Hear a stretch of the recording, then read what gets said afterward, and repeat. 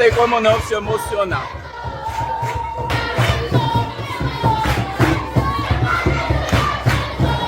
Tá bonito, missionário? Tá bonito. É lindo demais, irmão.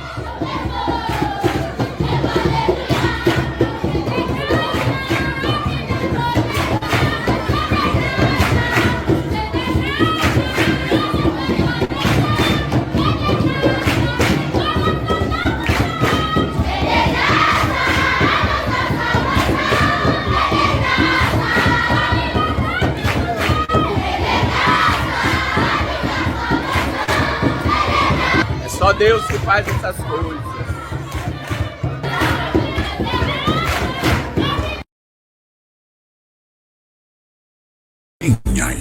Segunda edição do Eu Acredito. Imersão no Apocalipse. Dia 23 de agosto, às 17 horas, na Admissão, em Fazenda Rio Grande, a Igreja da Cidade. Reserve sua vaga. Rua Goiabeira, número 378. Pastor anfitrião, Pastor Ereson Lourenço. Evento 100% presencial. Diante dos eventos intensos que estamos vivendo no mundo, entender os tempos que estamos atravessando nunca foi tão urgente. E a chave para essa compreensão está no livro da Revelação, o Apocalipse. Nessa edição, teremos a presença de dois grandes nomes: Pastor Carlos Cardoso, pré-tribulacionista; Pastor César Cavalcante, pós-tribulacionista. Convidados pelo Pastor Fábio Santos, eles se reunirão à mesa do podcast Eu Acredito para debater os sinais do fim, os acontecimentos mundiais, as profecias bíblicas e o cenário geopolítico atual. Será um tempo de profunda edificação, revelação e despertamento espiritual. Você não pode ficar de fora. Reserve já sua vaga. Rua Goiabeira, número 378, Admissão, Fazenda Rio Grande, a Igreja da Cidade.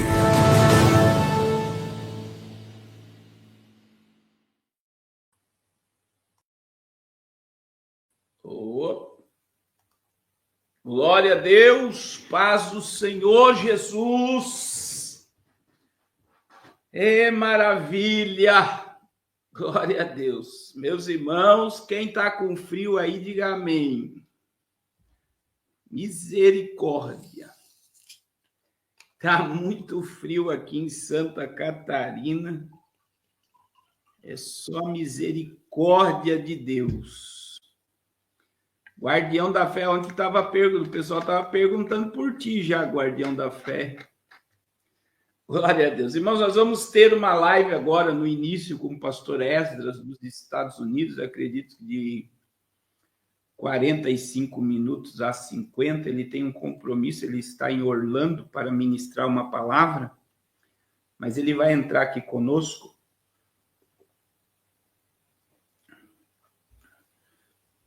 Glória a Deus. Deus abençoe, Guardião da Fé. Glória a Deus. Estava num retiro espiritual. Glória a Deus. Meus irmãos, compartilhe o maior número de pessoas possível essa live. Nós temos muitos assuntos hoje para tratarmos após a live aqui com o pastor Pastor Esdras. Glória a Deus. E eu quero pedir a ajuda de vocês. Eu recebi hoje. Olha só que coisa gloriosa está a nossa igreja, irmãos. A nossa igreja no Amazonas. Eu vou inaugurar essa igreja dia 5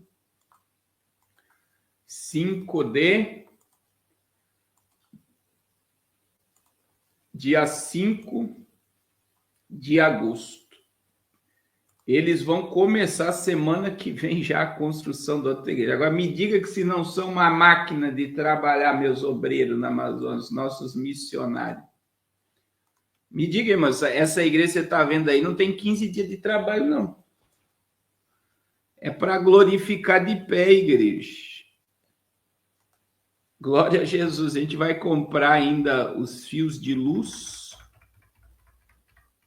E nós vamos inaugurar esse templo para a glória de Deus, dia 5 de agosto. Estou muito feliz mesmo com esse trabalho, isso é sobrenatural. Irmãos, eu vou mostrar para vocês quando eu chegar lá, aonde fica essa igreja. É no meio do mato mesmo, tá? É no meio da mata fechada, que nem dizem por aí, mata fechada. E para a glória de Deus está aí o trabalho do Senhor, o povo animado. Deus tem dado aí pessoas maravilhosas para trabalhar conosco. E eu quero te dizer, não deixe de abençoar, nós teremos muita despesa, ainda tem eu acredito, não sei se nós vamos fazer banco ou cadeira, tem púlpito e tem caixa de som para comprar. Mas já deu tudo certo em nome de Jesus. E é tremendo, né, irmãos? Olha aí. Olha aí o nosso pastor Francisco. Olha aí. Diga glória a Deus. Jesus, pastor Carlos, pastora Menadeb. Olha aí. Aqui está a construção, né? Da congregação, da nova congregação. Aqui da comunidade Leão da tribo de Judá. Foi profetizado lá que a comunidade é Leão da tribo de Judá. Irmão Cilde, mais pastor Francisco, irmão Bebê. Deram início já nas paredes, né? E no sábado, em nome de Jesus, já vai estar toda cercada. Eita. Em nome de Jesus. Aqui está o pastor Francisco, o irmão Cilde acabou de sair. Nós também já estamos indo para casa, já são 5 e pouco da tarde. Amanhã, em nome de Jesus, nós estaremos de volta para dar continuação. Esses são os nossos missionários, pastor Francisco e mãe Siete. Glória a Deus. Deus abençoe, meus irmãos, poderosamente. Todos que têm nos ajudado nessa obra. Eu quero louvar a Deus pela vida de todos. O pastor Esdras já está aqui. Ele tem um tempo precioso, né? Ele está cedendo o tempo dele, irmãos, para nós, e nós já vamos colocá-lo aqui. Glória a Deus. Paz do Senhor, pastor Esdras. Pastor Carlos, paz do Senhor, tudo bem, pastor? Pastor, é difícil o senhor virar o telefone na vertical? Deixa eu ver se vai ficar. Mas tem que programar ele para virar, né? Ele está assim? Isso, aí sim, agora ficou. Joia. Deixa eu ver aqui no Instagram. Ficou bom. Glória a Jesus. Glória a Jesus. Pastor Esdras, que alegria tê-lo aqui conosco. Irmãos, o pastor Esdras está nos Estados Unidos, né? Servindo ao Senhor ali. Era um pastor aqui de Joinville, Santa Catarina, né? Estava ao lado do pastor Sérgio Melfior, que é o pastor da Assembleia de Deus de Joinville, e agora está trabalhando aí nos Estados Unidos. Paz do Senhor, pastor. O senhor está onde na América, pastor? Pode cumprimentar o povo. Pastor Carlos, a paz do Senhor, irmãos e irmãs em Cristo que estão participando desta live. A paz do Senhor a todos. Eu estou só dei uma ou duas olhadinhas para trás aqui, para ver se eu não estava falando muito alto, porque está acontecendo um evento aqui. Bom, nesse momento, eu estou em Orlando, região central da Flórida. Eu moro lá no norte, eu moro pertinho de Nova York, no estado de New Jersey, bem pertinho de Nova York mesmo, bem pertinho. Mas viajei de avião de New Jersey para Flórida para participar de um evento que eu ministro palestras aqui desde 2015, sobre oratória e homilética, num evento promovido pelo pastor Gesiel Gomes, que inclusive neste momento está palestrando ali no auditório. Aqui atrás de mim temos um auditório. Amém. Então eu estou aqui com eles hoje e agradecido a Deus pela oportunidade de estar com o pastor Carlos aqui na sua live, Muito obrigado, pastor Carlos, pela gentileza, pela amizade e pelo carinho. Amém, pastor Erasmo. Pastor Erasmo, quanto tempo o senhor se dedica, né, na questão da homilética, da oratória, quanto tempo o seu ministério, né? Eu comecei a pregar aos 13 anos de idade. Mas como eu sou filho de pastor, né? Sou neto de pastor. Aos 18 anos de idade, o meu pai ministrava um curso chamado Todos Podeis Pregar, porque ele começou a dar aula de homilética no seminário bíblico aqui de Joinville e começou a viajar levando esse seminário de homilética, ou essa aula de homilética. Aos 18 anos de idade, ele me colocou ao lado dele, eu falava sobre gestos e postura, e ele falava sobre a elaboração e a pregação do discurso. Então eu vou fazer 48 anos, faz 30 anos que eu entrei nessa viagem da oratória e da homilética, e desde então nunca mais parei. Glória a Deus. Hoje eu estava ouvindo o pastor Sheldon, né? Russell Sheldon. Sim, pastor Russell Shedd. Foi meu professor, inclusive. Ele falando sobre um seminário no Brasil, né? Que teve uma palestra. E o professor pediu aos 20 alunos da sua classe a ir nas igrejas ver o que estava se pregando. E eles voltaram dizendo que os pastores estavam lendo a Bíblia, mas não estavam pregando o que está na Bíblia. Uau! Interessante, né? Veja, 20 alunos. Aí vem a questão que eu queria perguntar para o senhor.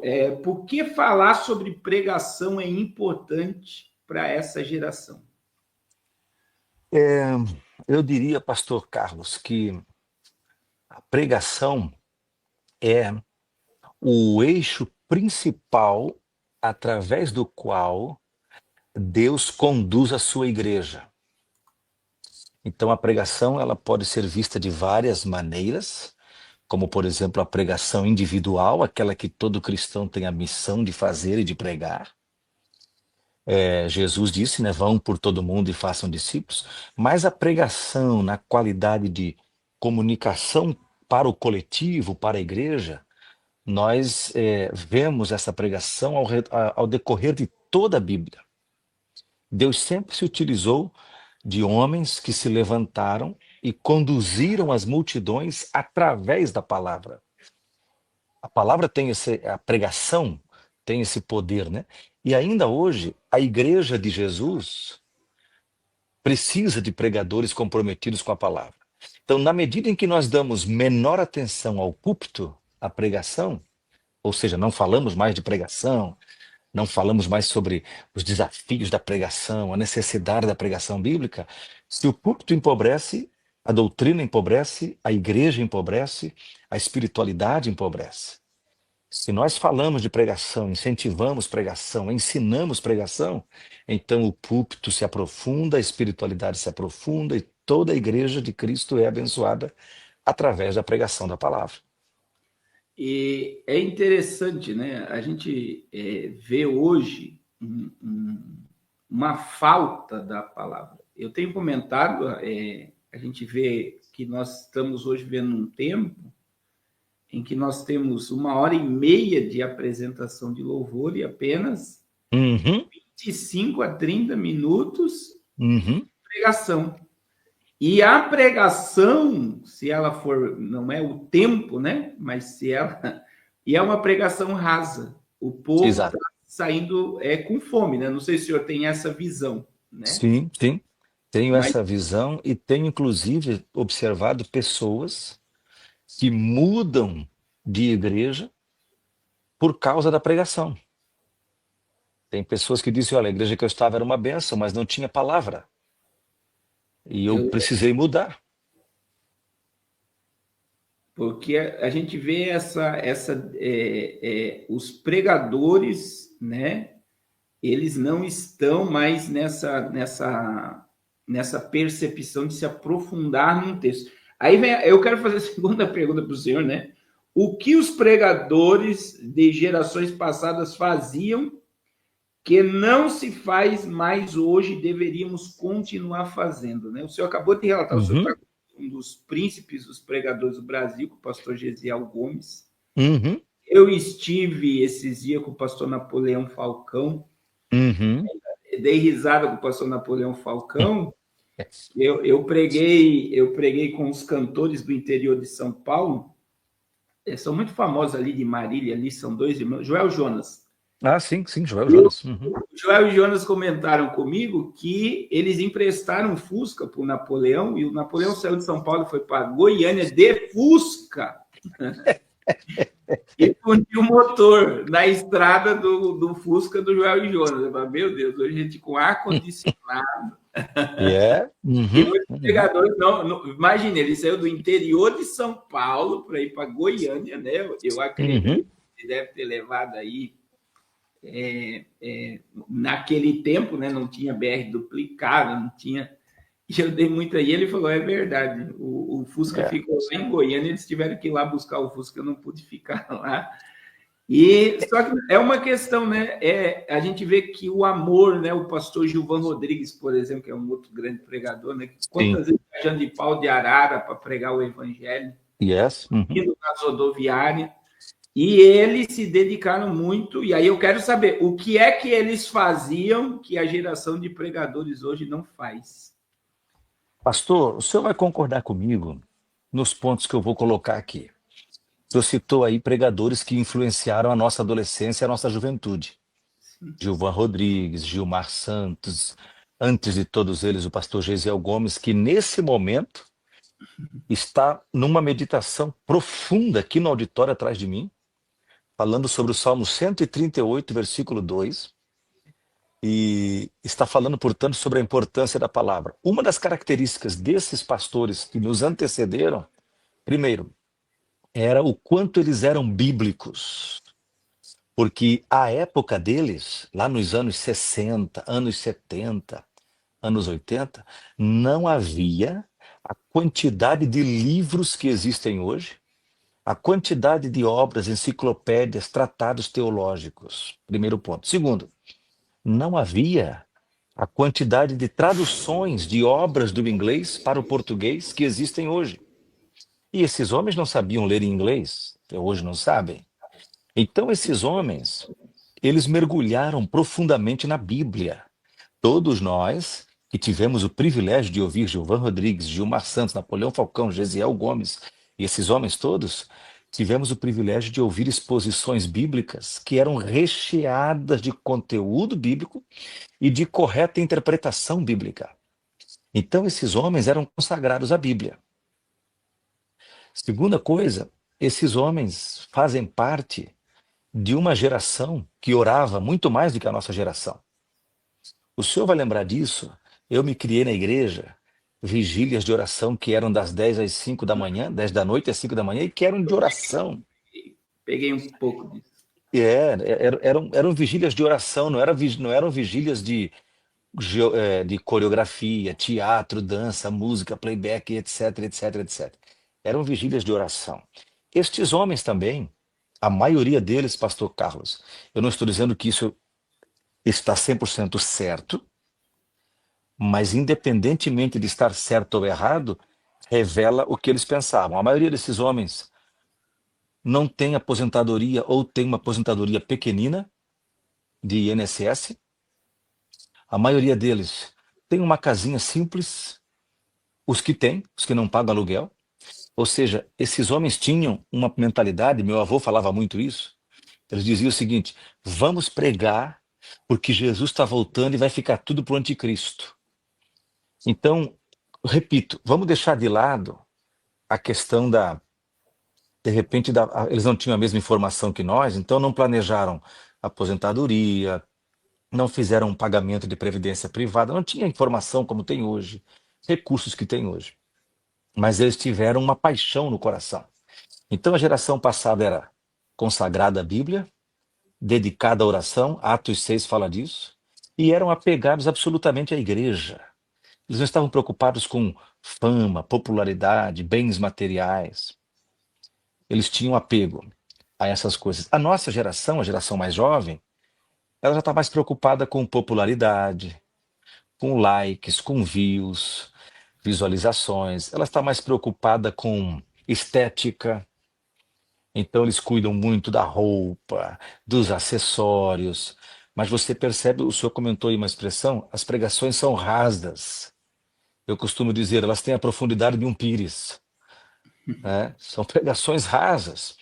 Há muitas delas, né? Claro, há pregadores, sempre houve, né? Há pregadores que Deus tem levantado com dedicação, mas não na proporção daqueles homens. Eu penso que a nossa geração e os pregadores mais jovens do que nós, eu estava semana passada eu estava no carro aqui conduzindo para cima e para baixo o pastor Elianai Cabral, outro grande referencial de pregações bíblicas profundas. A consequência direta, pastor Carlos, da falta de profundidade bíblica e consagração à oração, além das pregações rasas, são pregações sem autoridade. Sem efeito. Sem efeito, porque a autoridade da pregação não está no pregador, está na palavra. E aí o que a gente tem que fazer? A gente tem que gritar mais, tem que pular mais, a gente tem que fazer mais show, mais espetáculo, para compensar a falta do que eu chamo de biblicidade, conteúdo bíblico. Então eu penso que essa geração de hoje precisa rever esses conceitos. E sem contar que nós temos hoje o ChatGPT, né? O ChatGPT. Veja bem, pastor, eu sofri bastante já escrevendo artigos e tendo que instalar sempre nos meus computadores teclados virtuais para poder escrever os caracteres gregos e hebraicos. Você quer escrever um termo grego? Você precisa. Isso não está disponível no teclado original. Você instala um teclado para escrever. Hoje não. Hoje eu mesmo me beneficio da inteligência artificial. Eu vou lá e digo assim: escreva para mim as palavras hebraicas de Ezequiel 37, versículo 7, por exemplo. E ele escreve para mim. O máximo que eu faço às vezes é corrigir o uso de um caractere, porque está usando um hebraico mais moderno e eu ainda uso o hebraico bíblico, por exemplo. Então, tudo bem, quando você usa com essa utilidade, a gente ganha tempo, né? Porque você tem que ir lá, trocar o teclado, aí você não memoriza onde está, por exemplo, o Aleph, que é um algarismo, né? Ou no grego você não lembra onde é que está o gama, você tem que procurar aquilo, que você não usa isso o dia inteiro. Agora não, agora você escreve na inteligência artificial, escreva lá João 3,16, coloca o texto grego,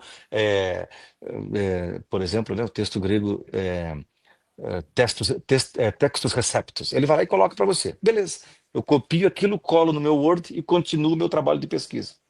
O problema é que alguns pregadores hoje fazem o seguinte: prepare um esboço temático em cima do Salmo 23, versículos 1 e 2. E a inteligência artificial faz. Em 1 minuto está pronto. Não tem vida, não tem experiência, não tem joelho dobrado, não tem lágrima derramada, não tem clamor pela presença de Deus. Nossa geração precisa rever isso. Eu falo, pastor, por exemplo, eu tenho pessoas, eu tenho um pastor em Curitiba que ficou na casa do pastor Gilmar Santos, em Goiânia. Uhum.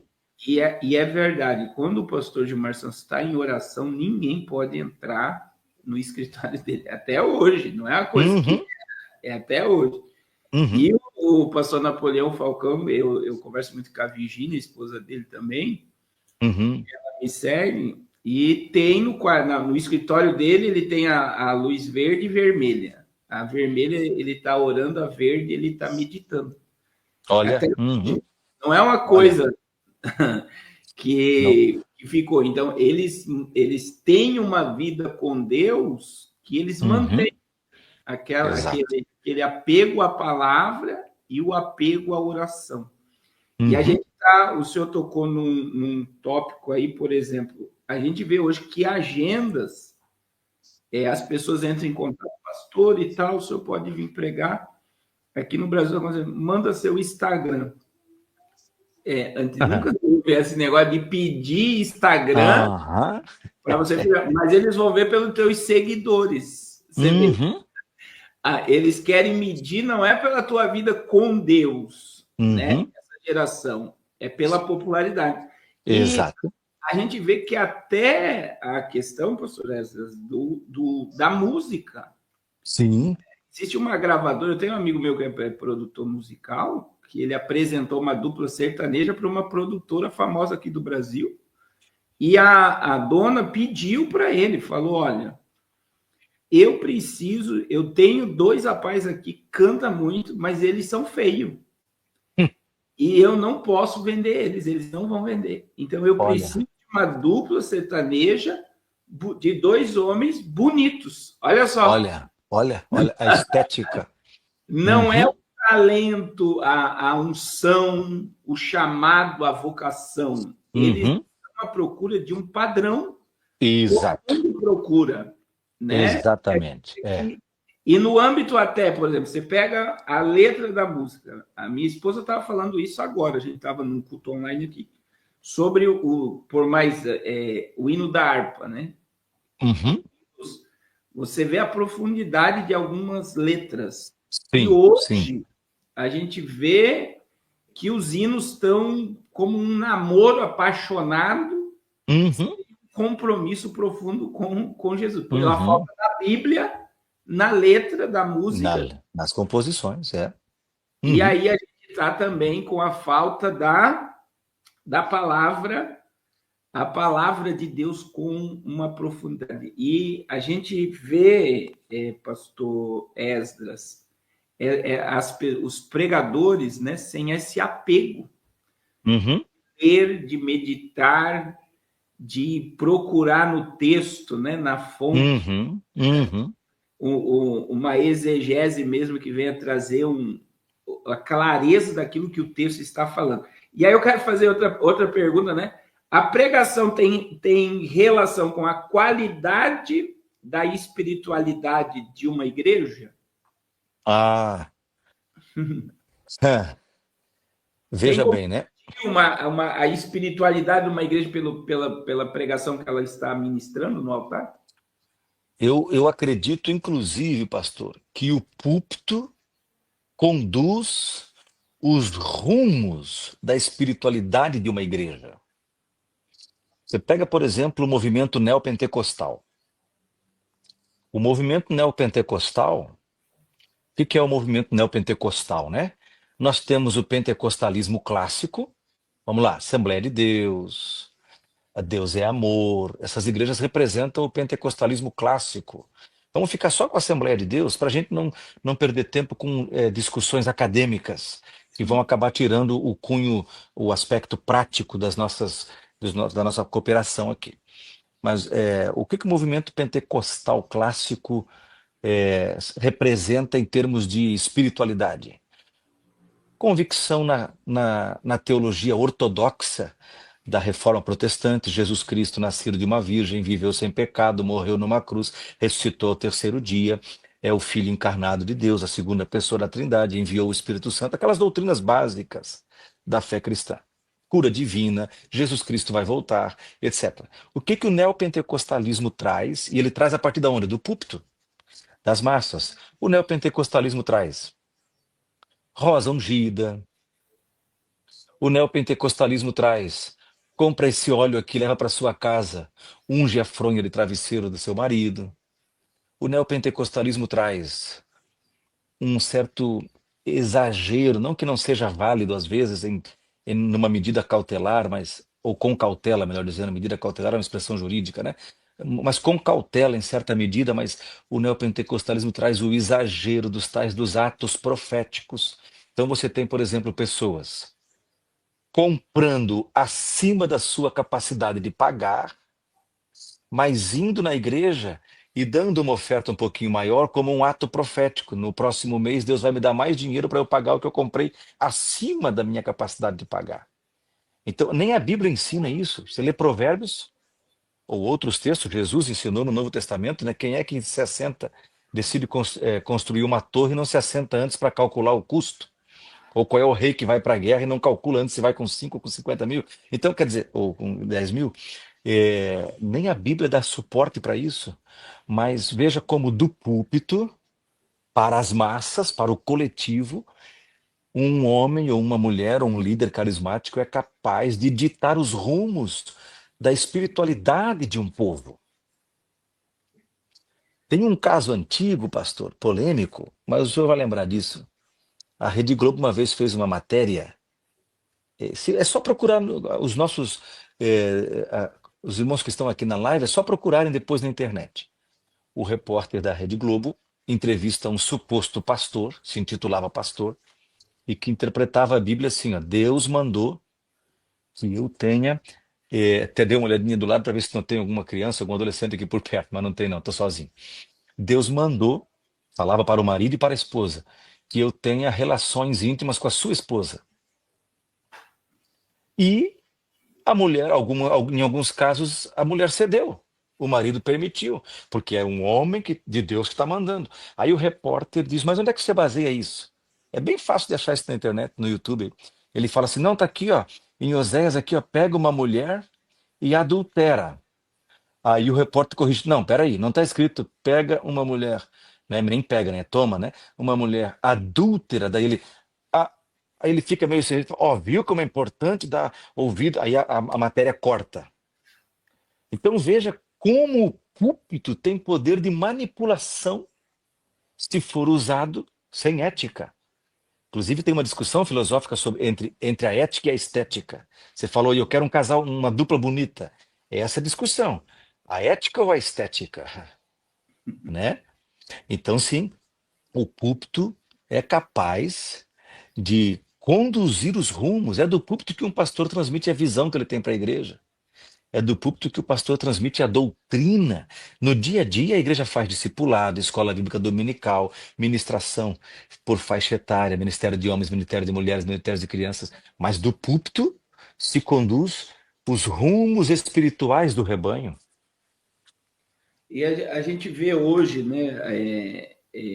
A gente aqui no Brasil está acontecendo muito isso, né? Muitos empresários, né? Sem vocação ministerial, administrando igrejas, igrejas gigantes. E eu estava vendo um estudo sobre isso, é assombroso.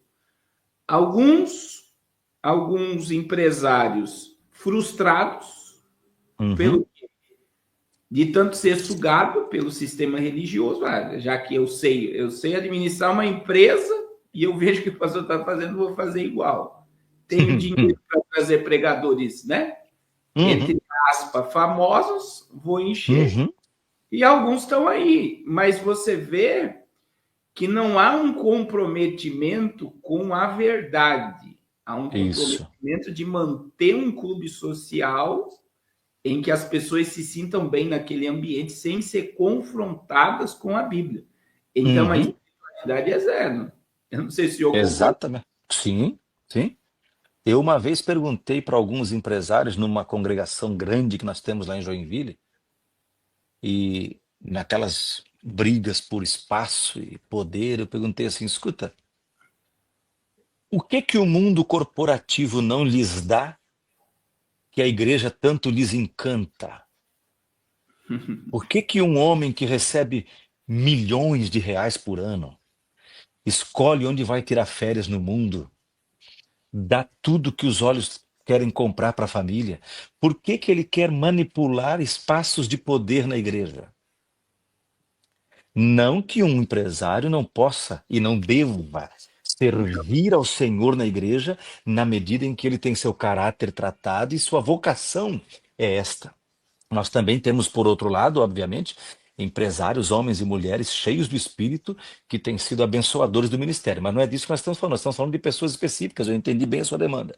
De pessoas que querem se utilizar da sua influência, dinheiro, status e poder para exercer controle em posições de igreja. E alguns até para abrir sua própria igreja. E a Bíblia diz no escritor aos Hebreus, ninguém toma para si essa honra, a não ser os que são chamados por Deus como Arão. O ministério é uma vocação específica, né?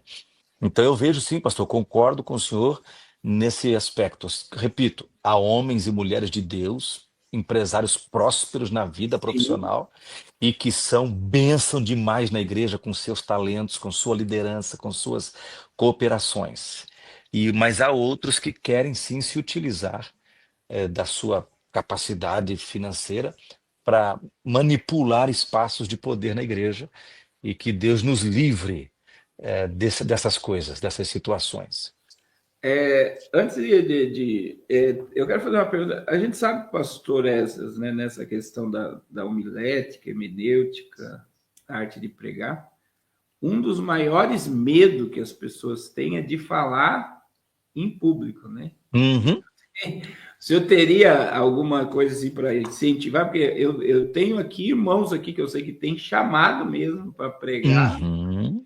alguns, mas tem medo de estar Sim. diante de pessoas. Yeah. Tem como quebrar esse medo? Tem.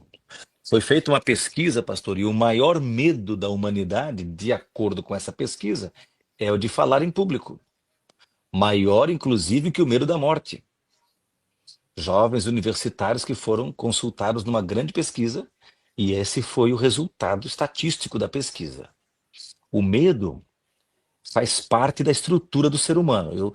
Eu lido com esse tema ao longo desses mais de 30 anos, aí, né? Desde meus 18 anos de idade.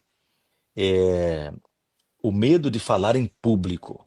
Uma pessoa se comunica bem de maneira informal, chega numa reunião, ela senta ao redor da mesa, conversa com todo mundo, brinca, mas se ela tiver que levantar e defender uma ideia diante do auditório, ela congela. Isso tem duas explicações. A primeira é a explicação bíblica. O ser humano não foi criado para ter medo. Em Gênesis, Deus disse: tenha ele domínio. Adão e Eva não tinham medo. Mas depois do pecado, quando Deus vem procurá-los no jardim, ele chama porque eles se esconderam. Todo mundo aqui lembra dessa história bíblica. E Adão diz: ouvi tua voz que estavas no jardim. Tive medo e me escondi. Ali entrou o pecado na humanidade. Essa é a explicação bíblico-teológica. A explicação científica é que o ser humano produz, através das suas glândulas suprarrenais, o hormônio chamado cortisol ou corticoide, que uma vez inserido, injetado na corrente sanguínea, por causa de uma situação nova, assustadora ou perigosa, provoca reações, as mais diversas. No caso da fala em público provoca movimentações desordenadas, a boca resseca o excesso de saliva, frio na barriga, branco esquece o que ia falar, tremedeira nas pernas, uma série de reações, né? Bom, de todo modo, o medo faz parte da vida humana. Todo ser humano tem medo. Uma vez que todos pecaram, ora, todos têm medo. Agora, como é que a gente supera o medo de falar em público? Primeiro, eu recomendo isso nos meus cursos de oratória. Eu tenho um vídeo no meu canal do YouTube só sobre isso. Vença o medo de falar em público. Procurando aí PR Esdras Carvalho, vai encontrar meu canal no YouTube. Está na descrição do vídeo aqui, irmãos, o canal. Ó, e está na descrição aí. Muito obrigado, pastor. Eu tenho publicado lá vários vídeos, conteúdo de bastante pesquisa, bastante profundidade. É só entrar lá, assista à vontade. A única coisa que nós no YouTube pedimos é curta, porque curtindo nossos vídeos nos ajuda, né? Escreva um comentário, compartilha, que isso faz o YouTube. Eu sempre digo assim, ó, quando eu produzo um vídeo, ou o pastor Carlos produz seus vídeos, e as pessoas assistem, curtem, comentam e compartilham, juntos nós transformamos o YouTube numa ferramenta que Deus usa para espalhar a palavra. Porque o pastor Carlos produz o vídeo, ou eu. As pessoas assistem. Cada um fez a sua parte. Agora vai lá e curte, comenta e compartilha, o YouTube espalha essa palavra para o mundo. Né? É o YouTube que faz esse trabalho. Então, lá eu explico como vencer o medo de falar em público. Primeiro, encare normalmente. Parar de pensar que só eu tenho medo. Não, todo ser humano tem. Encare o medo normalmente. Segundo, prepare-se adequadamente. Estude sua Bíblia. Estude sobre como pregar. Uma das ferramentas pode ser os meus canais, os meus vídeos no YouTube. Eu tenho lá vídeos sobre como fazer o esboço, quais são os 3 principais tipos de sermão: textual, temático e expositivo. Explico cada um deles. Tem muita coisa lá. Estude sobre como elaborar pregações, como estudar a Bíblia. procure comprar livros, ler esses livros. Se não estudou teologia, estude em seminários, em cursos, mesmo que sejam de níveis básico e médio, como Joinville e Santa Catarina, tem aí a Refidim. Eu dei muitos anos aula na Refidim, inclusive fui professor de homilética, de hermenêutica e de exegese na faculdade Refidim, ali em Joinville. Mas procure se preparar. Segundo, pratique. Pregue sozinho na frente de um espelho. Ligue a câmera do seu celular e pregue, grave e depois se assista. Comece pregando para pequenos grupos. Pegue uma mensagem que você elaborou seguindo recomendações que estão acessíveis hoje nesse mundo de informação. Pregue para pequenos grupos. Peça para algumas pessoas te darem um retorno. Como é que eu fui? Como é que eu me saí? Enfrente. O medo a gente enfrenta com coragem. A verdade é coragem não é a ausência do medo, é o domínio sobre ele. Então é quando eu enfrento os meus medos que eu os supero. E aí, acima de tudo, ore a Deus e peça: Senhor, faz de mim um pregador. Faz de mim uma pregadora. Então você fazendo sua parte e orando, com certeza vai fluir e vai superar o medo de falar em público.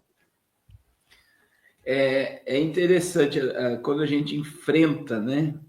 A gente tá hoje a gente está vivendo uma geração que trabalha no negativo, né? Uhum. Mas a gente precisa enfrentar os medos, principalmente quem tem uma chamada, né? Uhum. Eu preguei muito para o espelho, preguei muito sozinho, preguei muito dentro No do chuveiro? carro, no chuveiro, Uhum. coisa mais natural do mundo, né? Você Lembra pregar. daquele frasquinho, lembra daquele frasco de perfume que a Avon vendia? Aquele Sim, perfume spray? Aquilo não parecia um Sennheiser? Aquilo era meu Shure, o meu Sennheiser, muitas vezes. pregando sozinho. E dentro É. desse contexto, pastor Esdras, quantas vezes um sermão precisa ser pregado para ficar bom? Né? Porque dentro desse contexto, no meio dos pregadores, tem essa ideia de não repetir mensagem. Né? Eu, particularmente, não concordo. Eu acredito que uma mensagem ela deve ser pregada e muitas vezes para ela ficar Uhum. afiada. Né? Eu não sei se eu concordo com isso ou... Concordo, pastor. Sabe qual é a pregação que eu acho que não deve ser repetida? Aquela que Deus não deu para mim, deu para você. Eu assisti uma pregação tua, pastor, no YouTube. Anotá-la e depois eu pregá-la, essa é a pregação que não deve ser repetida. Mas aquela mensagem que Deus derrama no meu coração, quando eu estou lendo minha Bíblia e procurando nela a palavra de Deus para entregar para a igreja, essa eu posso pregar várias vezes. E quanto mais vezes eu prego, mais ela vai ficando dominada por mim. Agora, claro, quando a gente é pastor de igreja local, como eu venho fazendo há muitos anos, aí é um pouco diferente, porque você prega no mesmo púlpito toda semana. Mas na qualidade de pregador itinerante que eu fui tantos anos, eu poderia citar algumas mensagens que eu preguei dezenas de vezes. Porque são mensagens que Deus deu e a gente já tem uma noção. Essa mensagem Deus quer que eu espalhe. Hoje a rede social faz isso por nós. Quando eu comecei a pregar, não tinha nem Orkut, quanto mais Facebook e Instagram, quando eu comecei a pregar. E depois tem outra coisa, pastor. Eu costumo dizer o seguinte: tem coisas que Deus deu somente para o pastor Carlos. E se eu quiser partilhar disso, eu tenho que procurar ouvi-lo. E tem coisas que Deus compartilhou só com o pastor Napoleão Falcão. Quando ele leu o texto, nós três vamos ler o mesmo texto. Pastor Napoleão, pastor Carlos e pastor Esdras. Para cada um, a mensagem do texto é uma só. Mas a perspectiva pela qual o Espírito Santo guia o pregador, às vezes, tem contornos muito peculiares. A visão de texto, né? Às vezes você pega um texto e você ouve um pregador e diz assim: puxa vida, eu já li esse texto 100 vezes, nunca tinha visto sob este ângulo. Então, essa é a razão pela qual uma pregação pode ser repetida, sim.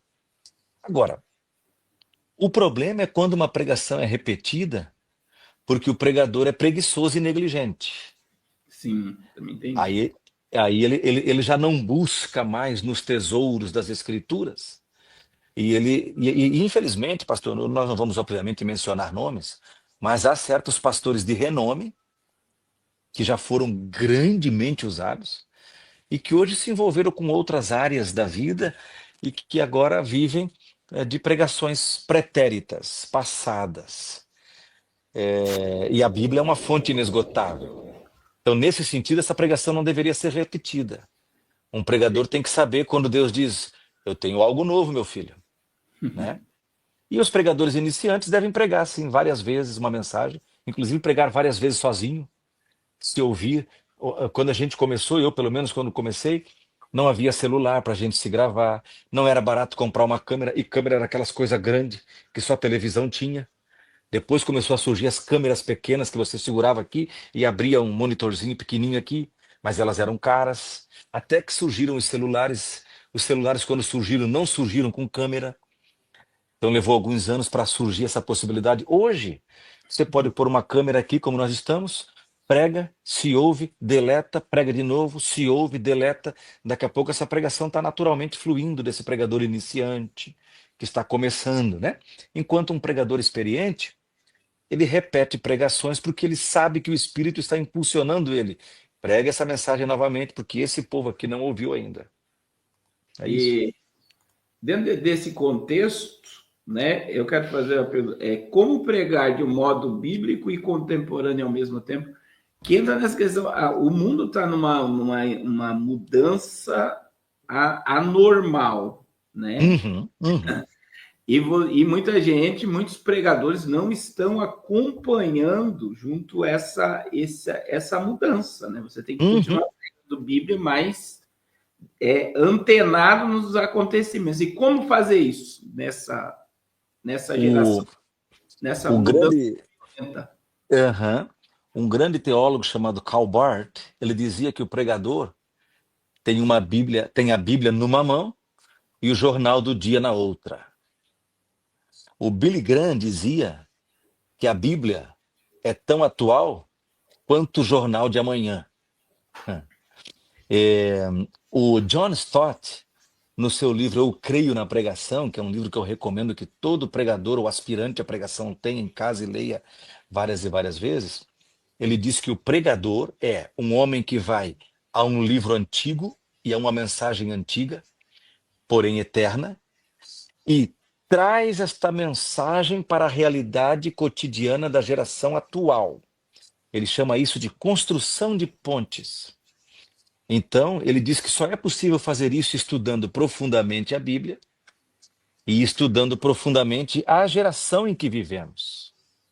Então, pregar biblicamente e contemporaneamente é a grande obra do pregador.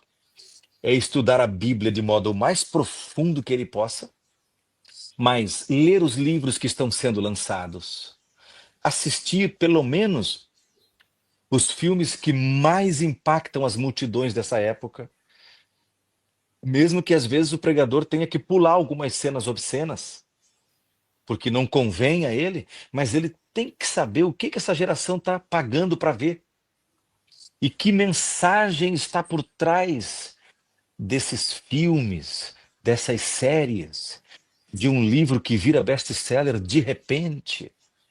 Né? Se você perguntar quantos pregadores leram a série...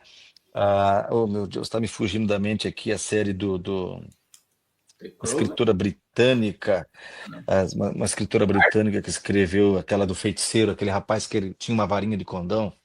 Me fugiu agora. Isso, Harry Potter, muito obrigado. Quantos pregadores leram essa série? Quase nenhum. Pouca gente. Mas tudo bem, não gosta de ler ficção científica, ou ficção, desculpe. Quantos se deram ao trabalho de assistir os filmes? Por quê? Porque uma geração inteira de adolescentes e jovens mergulhou profundamente naqueles conceitos. E a gente tinha que apresentar a resposta do Evangelho aos dilemas dessa geração. Então, pregar biblicamente é estudar profundamente as Escrituras. Pregar contemporaneamente é acompanhar a vida pulsando no dia a dia, do nascer ao pôr do sol. E aí perguntar, se essa geração está se alimentando disso, qual é a fome que eles apresentam? Qual é a sede que eles têm? E então fazer a construção da ponte, o que a Bíblia ensina para o que estão assistindo, né? Por exemplo, o pessoal assistiu aquele filme Divertidamente, que trabalha as questões dos transtornos emocionais. Assistindo aquele filme, você tem uma ideia muito clara de como as pessoas lidam com os transtornos emocionais hoje, as emoções brigando dentro da gente. Qual a resposta que a Bíblia tem para isso? Como, por exemplo, por que está abatida, ó minha alma? Por que te perturbas dentro de mim? Espera em Deus. Essa referência bíblica ajuda a responder a demanda que esse filme tanto identificou com a geração atual. É assim que se prega biblicamente e contemporaneamente ao mesmo tempo. Não dá para Sim. fugir do mundo, tem que viver no mundo. A gente precisa. E o senhor tocou no assunto, você sabe que saiu uma pesquisa essa semana sobre a geração Z, que é essa geração que já nasceu aí com o celular na mão. Uhum. A geração ela está sedenta por espiritualidade. Sim. E é por isso que a igreja precisa estar alerta, né? E a gente está vendo muitos jovens, muita igreja com muitos jovens, mas ao mesmo tempo que ela está atenta, ela está sedenta por espiritualidade, é qualquer espiritualidade. Exato. E aí você vê que o diabo se aproveita de uma situação dessa e pode levar. E a igreja precisa estar atenta a isso para suprir essa fome, essa sede, né, que eles estão de espiritualidade, de entender, Uhum. se compreender, de entender de onde eu vim. Até saiu uma matéria aí de um camarada com um cérebro ele é mais inteligente que Einstein e ele comprovou, Jesus Cristo existiu. A gente está vendo também algo assim aqui no Brasil. Eu estou acompanhando alguns. O pessoal não gosta de coaching, mas muitos coaches que abrem a mente para aprender, eles acabam aonde? Em Jesus Cristo. Você vê que é um negócio que vai levando, né? Que é algo que a pessoa ela vê que existe um fundamento na Bíblia para tudo que se está fazendo. E quando eles pegam a Bíblia e praticam, você vê que há. E imagine uma igreja preparada, pregadores preparados para suprir essa demanda, de trazer conhecimento em vez de confusão, né? E a gente precisa se atualizar. Eu sou muito desse, de estar muito antenado, né? E, pastor, eu sei que o senhor tem um compromisso agora, a última pergunta. Não, tranquilo. Quais os principais desafios da pregação nos dias de hoje? Quais os nossos principais desafios? Vamos focar mesmo nos principais, porque essa tem sido a obra da nossa vida.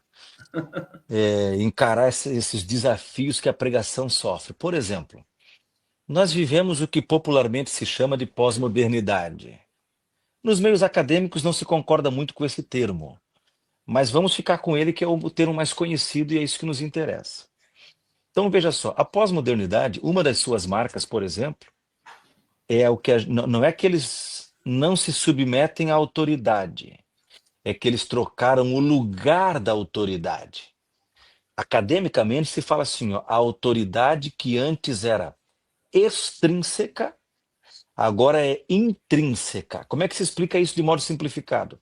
Antes, alguém fora de mim tinha autoridade sobre mim. Agora eu, a partir de dentro de mim, decido minha vida.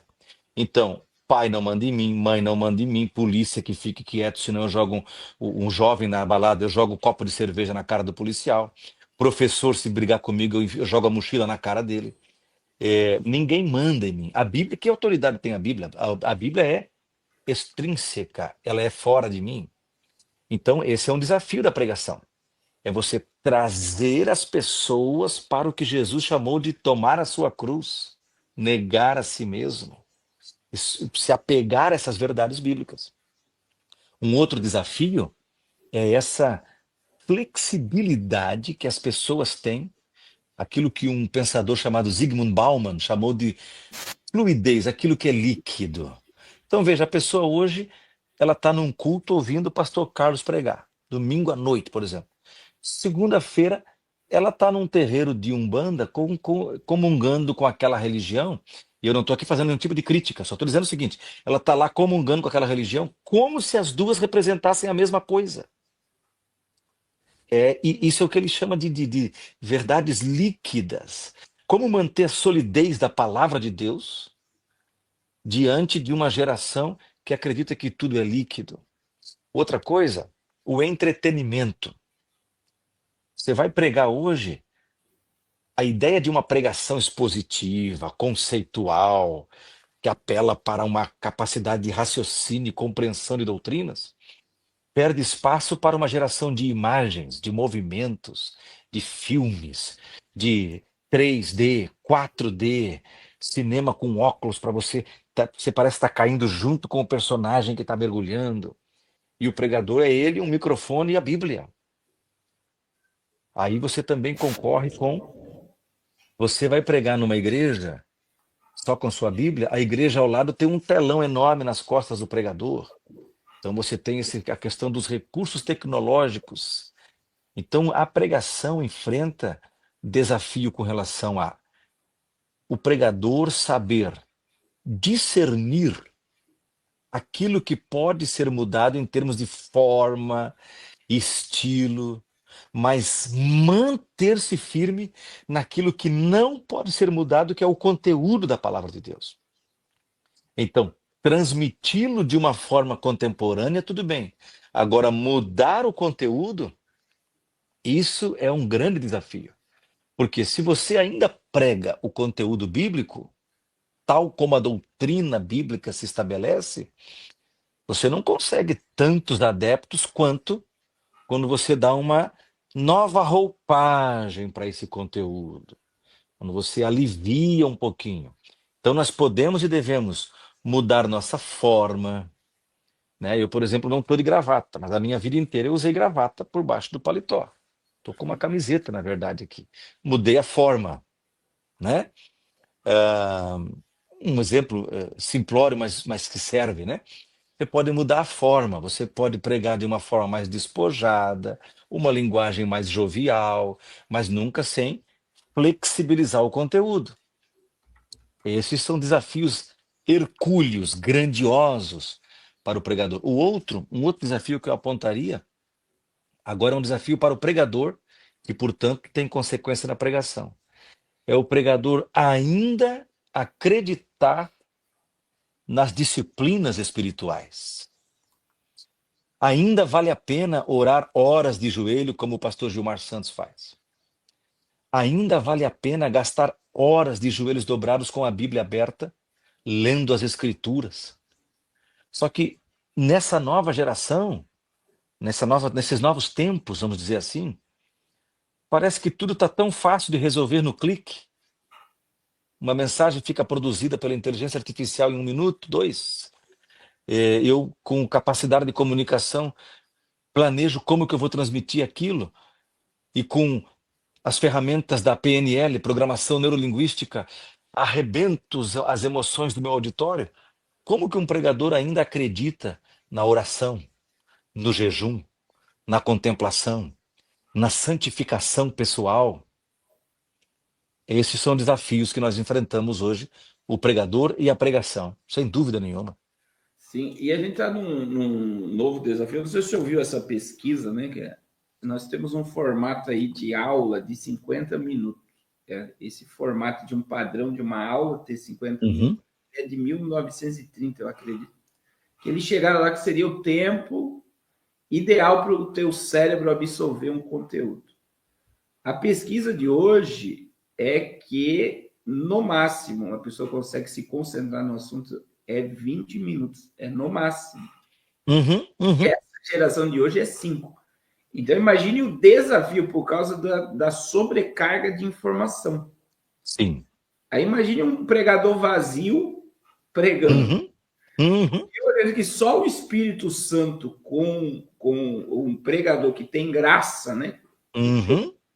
Tem uma boa palavra, mas ele precisa estar com a oração para que a pessoa fique presa no assunto. Para que ela entenda o início, o meio e o fim da mensagem, porque as pessoas elas não conseguem fixar o seu cérebro num assunto. E isso está sendo um grande desafio, o senhor concorda? Sem dúvida, sem dúvida. Hoje, as pesquisas indicam, na verdade, no âmbito da oratória, que o tempo médio de atenção do auditório no pregador ou no orador é em média 5 a 6 minutos. De tal maneira que eu ensino isso nos meus vídeos e cursos de oratória, que um pregador a cada média 5, 6 minutos, 7, ele cria um novo recurso de comunicação para resgatar a atenção do auditório. Uma pergunta que ele faz, uma história que ele conta, uma movimentação, um gesto. Mas isso é do ponto de vista da comunicação. Que aí você faz isso tanto numa pregação quanto no parlamento, um orador discursando. Mas do ponto de vista do aspecto espiritual da pregação, a gente precisa depender totalmente do Espírito Santo para que o auditório não se desligue, principalmente porque, digamos assim, a superfície do indivíduo se bloqueia quando uma doutrina, por exemplo, afronta uma prática de vida. E aí não tem recurso de comunicação que me faça ter a atenção do adúltero se eu pregar contra o adultério. Só o Espírito quebranta o coração do adúltero.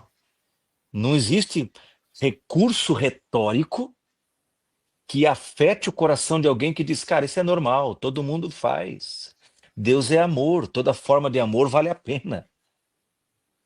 Nada na retórica vai reverter isso. Só o Espírito Santo convence do que Jesus chamou de pecado, justiça e juízo. Então nós dependemos cada vez mais de estar cheios do Espírito, por isso que o Paulo disse, né, aos Efésios, né? E não vos embriagueis do vinho em que há contenda, mas enchei-vos do Espírito. Uma das interpretações mais lindas, pastor Carlos, um parênteses aqui que eu vejo nesse texto, é do Martin Lloyd-Jones, quando ele tem um tratado inteiro só sobre esse texto. Mas um dos artigos, ele diz assim, ó, esse texto significa o seguinte, se você acha que a alegria e o entusiasmo da embriaguez com o vinho é bom, experimente estar cheio do Espírito. É o que ele quer dizer, é uma maneira, né, de você encontrar uma perspectiva no texto. Não vos embriagueis com o vinho em que há contenda, mas enchei-vos do Espírito. Aliás, o profeta nos dizia, né, não por força, nem por violência, mas pelo meu Espírito. Então nós precisamos, sim, das ferramentas de retórica, de oratória, de preparo, de homilética, de hermenêutica, de exegese. Precisamos disso, mas dependemos do Espírito Santo e da sua unção. Glória a Deus. O senhor me fez lembrar, eu preguei há muito tempo atrás em Curitiba, numa igreja, que o copastor, ele foi disciplinado e ele era advogado. Uhum. Da forma que ele foi disciplinado, ele processou a igreja. E era um processo de R$180 mil, e ele não faltava culto e sentava no púlpito. Uau! Uau! E eu não sabia de nada. E Deus me levou, eu preguei, eu nunca vou esquecer. E sem saber de nada, aquele homem foi pro chão no final da mensagem. Uhum. E a cena do poder de Deus foi ele indo pedir perdão para o pastor e aceitando a disciplina. Uau! Uau! O culto terminou mais de 11 horas da noite, de tanto poder de Deus. Tá vendo? E o pregador sem saber de nada. Eu fiquei sabendo depois, a ponto que o pastor, na época era o Wagner já, Gabi, ele ficou sabendo e me chamou. Por ver, não que, né, atribuindo, mas ao poder de Deus naquele momento. E era um processo que já estava perdido, a igreja ia ter que precisar. E aí você vê uma mensagem, como eu tive também, lembrando, você falando, eu comecei a lembrar, pastor Essa, de uma manhã de consagração em que nós estávamos em jejum, só tinha obreiros orando. E eu nunca vou esquecer o texto, texto de Timóteo lá, tu, pois, meu filho, fortifica-te na graça que há em Cristo Jesus. Eu só li o texto, eu não preguei. Um obreiro dele deu um grito e caiu de joelho e ficou em pranto. Uau. Um versículo. Eu tenho certeza que você tem muitas experiências, mas o poder do Espírito e da palavra é tudo. Pastor, Eu não vou tomar mais seu tempo, mas olha só, irmãos, eu quero aqui pedir carinhosamente a todos, nós estamos no Instagram, nós estamos no Facebook, no YouTube. Quero que todos se inscrevam no canal do Pastor Esdras. Olha a quantidade aqui, ó. Como pregar com autoridade, 3 modelos de pregação, como fazer um esboço.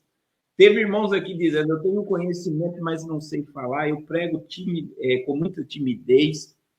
Irmãos, olha só, é um grande homem de Deus, tem se dedicado ao ensino para ensinar pregadores a pregar melhor, para você utilizar, né?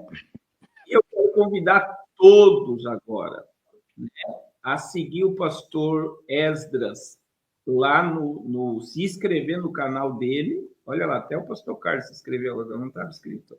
Olha aí que benção. Obrigado. Acabou de ganhar um inscrito aqui. Mais um aí, graças a Deus. O irmão Miros colocou aqui, ó, na descrição. E, pastor Esdras, eu quero lhe agradecer. Nós vamos continuar por aqui. Eu sei que o senhor tem um compromisso agora. E pode deixar suas considerações. Eu estou pensando, pastor Esdras, provavelmente no mês de julho já, fazer uma semana teológica. E se o senhor puder participar conosco. Com certeza.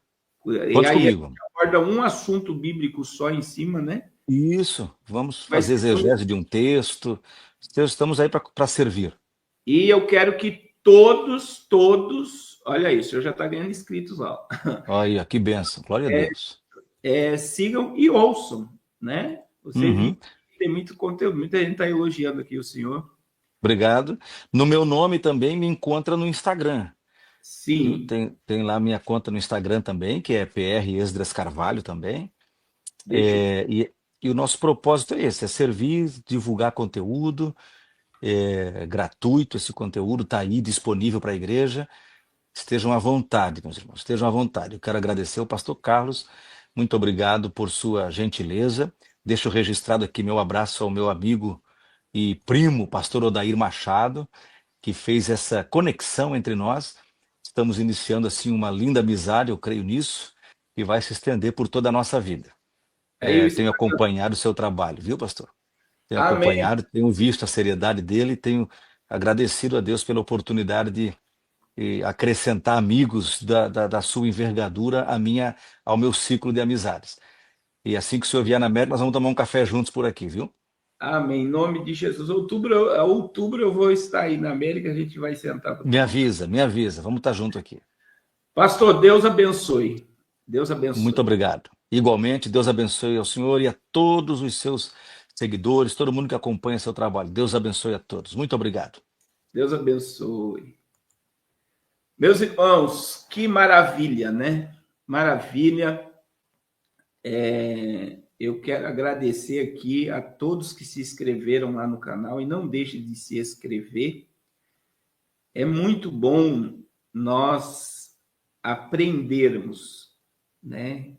E com pessoas que se dedicaram a ensinar. O pastor Esdras tem dedicado a sua vida ao ensino da palavra de Deus. E Deus tem usado ele, e eu quero que todos se inscrevam no canal, tem muito conteúdo bom no canal dele. E você que tem o desejo de ser um pregador, um ensinador, você com certeza vai ficar mais afiado, né, para aprender mais da palavra de Deus. E ele vai voltar aqui no canal. Eu estou pensando agora no mês de julho, a gente fazer uma semana teológica. Eu vou convidar o pastor Napoleão Falcão, quero convidar outros pastores para estar nessa semana teológica. E eu quero que todos participem para a gente aprender mais da palavra de Deus e aprendermos juntos a palavra de Deus. Meus irmãos, hoje, infelizmente, né, a gente teve aí o Supremo Tribunal Federal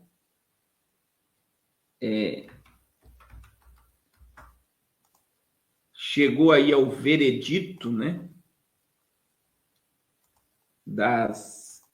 Veja que era para